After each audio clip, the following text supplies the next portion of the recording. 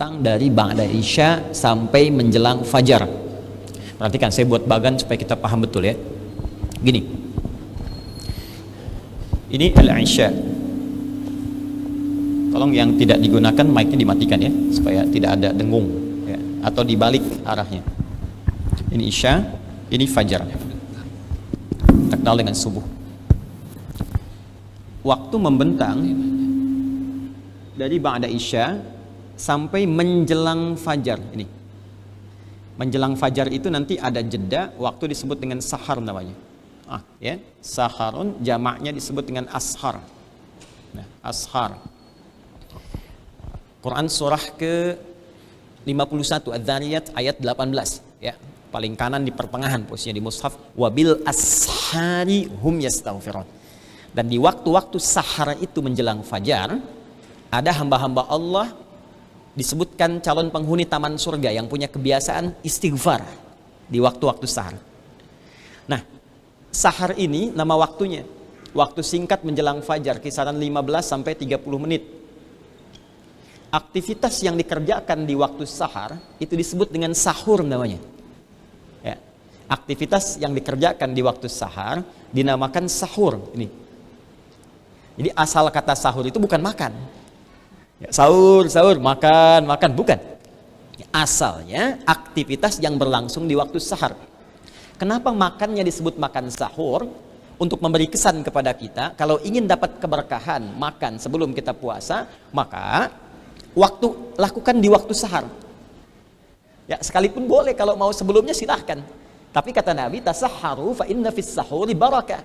Kalau bisa lakukan di waktu sahar sebab keberkahannya lebih banyak. Ya, dari segi kekuatan fisik, Anda misalnya makan jam 3. Sekarang kalau subuhnya 4.35, Anda makan misalnya jam 4, 4:04, bukankah waktu menahan laparnya lebih pendek menuju maghrib? Karena semakin pendek menahan lapar, energinya masih semakin banyak. Jadi masih bisa dipakai baca Al-Quran, masih bisa dipakai untuk ibadah yang lain. Anda makan jam 2, menahan laparnya makin banyak, sehingga tidurnya pun bertambah gitu. Nah, ini poin pertama, sahar. Nah, ba'da isya sampai ke sahar itu yang disebut dengan lail namanya. Al-lail. Ya, ada surah Al-lail, ba'da isya sampai dengan menjelang fajar, sampai ke waktu sahar. Nah, ini waktunya terbentang. Jika kita ingin menunjuk kepada keistimewaan yang berlangsung di waktu malam, maka tambahkan sifat dengan menunjuk atau menambahkan huruf ta marbutah di ujung kalimatnya. Jadi kalau lail saja, ini waktu malam terbentang. Wa minal laili fatahajjad, Quran surah ke-17 ayat ke-79. Dari sebagian malam silahkan pilih untuk tahajud, istirahat dulu, malam bangun. Nih, menjelang ini. Ya, tapi kalau kita ingin tunjuk ada yang istimewa di malam itu, beda dengan yang lainnya, maka tambahkan tak di ujung katanya. Al-lail jadi lailah. Tak. Nih, lailah. Nah, jadi kalau lail malamnya. Lail jamaknya layali, ya turunannya lela, lili, lala, itu malam. Ibu leli, ibu malam-malam. Tapi kalau lailah itu ada yang istimewa di malam itu. Nah, sekarang kenapa penting saya sampaikan ini? Ini dahsyatnya diksi Al-Quran ingin menunjuk bahwa Quran itu bukan buatan manusia, bukan rekayasa manusia. Karena firman Allah detil setiap katanya. Ketika Allah ingin memberikan keistimewaan satu malam di malam Ramadan, maka perhatikan kalimat yang digunakan. Istimewa malamnya. Pakai tak tidak? Pakai tak kan? Maka kembali ke surah ke-97. Inna anzalnahu fi lailatul qadar. Bukan laili. Wa ma adraka ma lailatul qadar. Ini menunjukkan malam itu ada yang istimewa. Beda dengan malam-malam biasa. Apa keistimewaannya? Sebelum bertanya, Quran langsung menjelaskan. Ya, satu, lailatul qadri khairum min alfi syahr. Malam ini kalau kita ibadah, maka nilainya lebih dari, bukan sama ya, bukan sama, lebih dari, karena khair min. Awas ya, Allah tidak mengatakan lailatul qadri alfi syahr, ka alfi syahr. Kalau pakai ka, berarti pahala beribadah di malam itu sama dengan 1000 bulan. Tapi kalau khair min, lebih dari, hadzal rajul khair min hadza. Orang ini lebih baik daripada ini, sama-sama baik, tapi yang ini lebih. Ya, jadi pahala ibadah di malam ini kalau kita kerjakan itu nilainya lebih dari 1000 bulan. Jadi standarnya 1000 bulan. Kalau dikonversi 83 tahun 40 hari itu yang standar. Jadi bisa jadi lebih di atas itu. Ya, tergantung kemana kadar keikhlasan kita. Jadi kalau kita sholat misalnya 2 rakaat saja, Allahu Akbar bersamaan malam ini, itu sama dengan malam itu malam Al-Qadar, itu sama dengan nilainya standar saja 83 tahun sholat 40 hari tanpa henti. Allahu Akbar, Allahu Akbar, Allahu Akbar, Allahu Akbar. Dan bisa lebih daripada itu seperti infak. Infak yang kita tahu berapa pahalanya? 700 kali lipat kan? Nah, itu baca ayatnya baru setengah. Ya, baru setengah, belum selesai ayatnya. Kan itu di Al-Baqarah ayat 261. Mathalul ladzina yunfiquna amwalahum fi sabilillah kamathali habbatin ambatat sab'a sanabil fi kulli sumbulatin mi'atu habbah. Baru sampai sini. Selanjutnya belum dibaca. Wallahu yudha'ifu liman yasha. Dan Allah akan melipat gandakan berdasar keikhlasan yang infak itu tanpa batasan.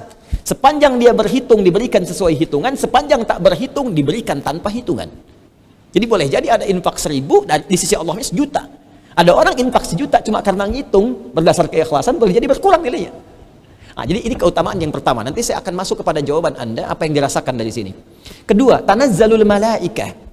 Ya, tanazzalul malaikatu warruhu fiha biizni ya likulli amrin biizni min rabbihim. Tanazzalul malaikatu warruhu fiha biizni rabbihim min kulli amr.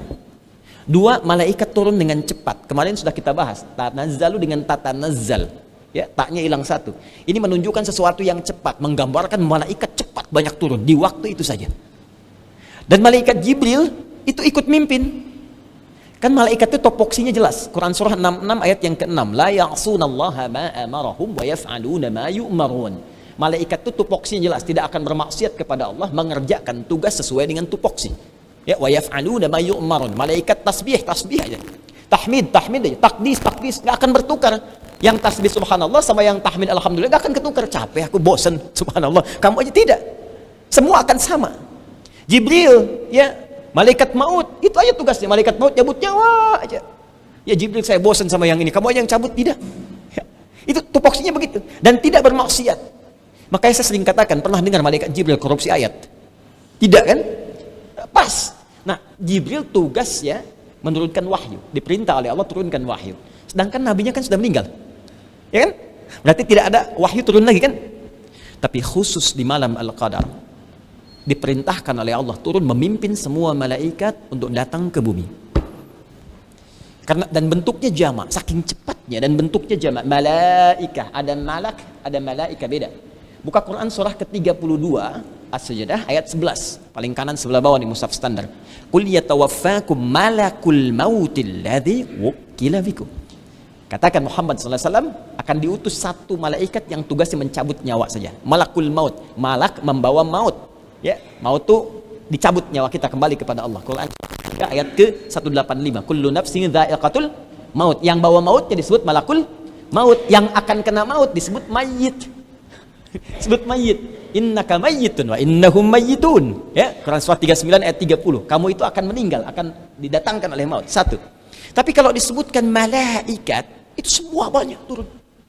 Di tafsir Ibnu Katsir, saking banyaknya memenuhi bumi itu sampai suasananya itu menjadi teduh, tenang, diam. Nggak banyak angin bergerak. Yang kita tangkap itu aja kan? Tapi asar itu tenang itu dari mana? Dari malaikat kumpul. Ini kalau ada kelereng satu, saya bunyi-bunyikan bunyi, teng. Tapi kalau saya rapatkan semua kelereng, diam kan? Itulah suasana menjadi tenang. Tanda malam Al-Qadar. Teduh, enak bawaannya ke hati, nggak banyak orang teriak-teriak.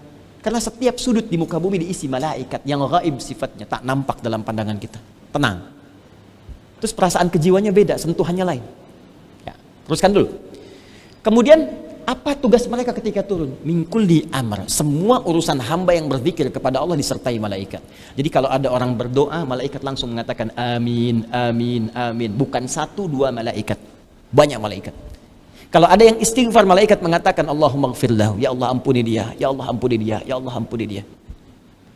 Kalau ada yang berdoa, amin ya Allah, amin, ya Allah, amin, kabulkan untuknya. Malaikat. Itu keutamaannya dan cuma semalam. Dalam 1 tahun peredaran malam. Cuma semalam saja. Yang terakhir, salam. Nah, ini dia. Salam hiya hatta matla'il fajr. Salam ini ada 2 tafsiran dan saya cenderung pada yang kedua. 1, malaikat yang banyak ini pun mengucapkan salam pada yang tidur tak bangun. Ada ghalabahul naum. Jadi ada yang ketiduran malamnya nggak bangun. Terus malaikat mengatakan salam, minimal didoakan salam, gitu kan? Ayo tidur, hatta matla'il fajr, sampai datang sahar. Ya. Dia malamnya nggak ibadah, cuma sahur makan. Pengen i'tikaf ke masjid, pengen dapat malam al-qadar, tapi ketiduran. Ya. Atau niatnya memang numpang tidur, bantal udah siap, kasur udah siap, cuma pindah tempat, kan? Qadarullah ketiduran misalnya. Jadi dapat malam al-qadarnya di mimpi. Itu sama malaikat masih disapa, salam, gitu kan? Salam, semoga Allah berikan keselamatan kepadamu walaupun kamu nggak dapat malam al-qadar. Jelas ya? Salam, itu tafsir pertama. Tapi saya cenderung pada tafsir yang kedua. Apa itu?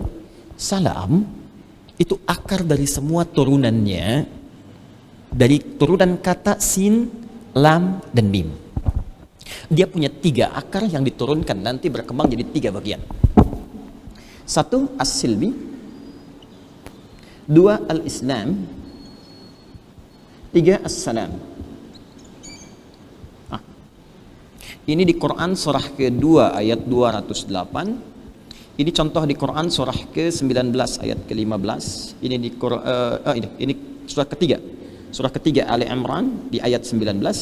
Kemudian yang ini di Quran surah ke-15 surah 19 ayat 15. Silmi, jazakallah khair.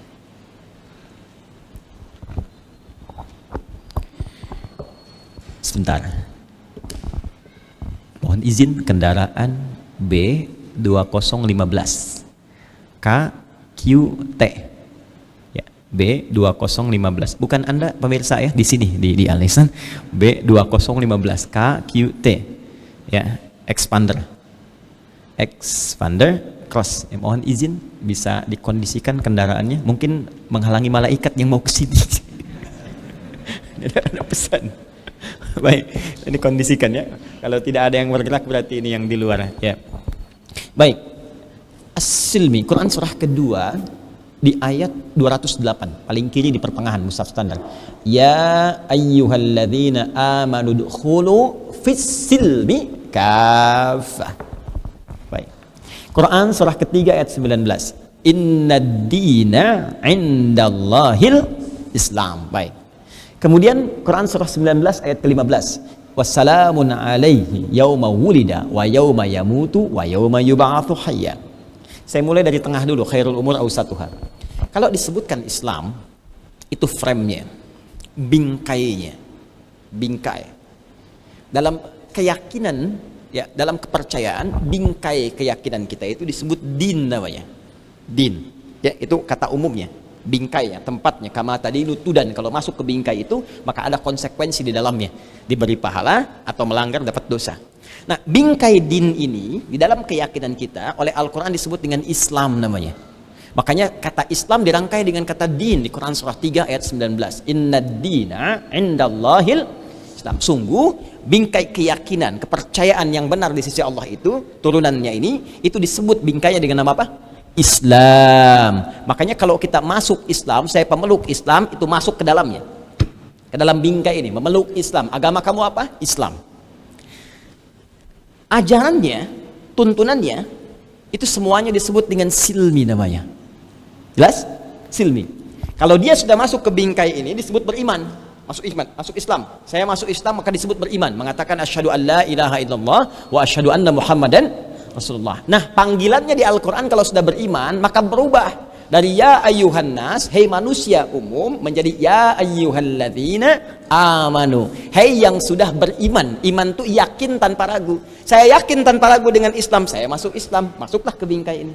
Nah, kalau sudah masuk, hei orang-orang yang beriman, jangan cuma masuk, amalkan semua tuntunan dalam Islam. Tuntunan dalam Islam itu disebut dengan silmi namanya. Makanya di Quran surah kedua ayat 208 bunyinya ya ayyuhalladzina amanu dukhulu fis silmi, bukan fil Islam.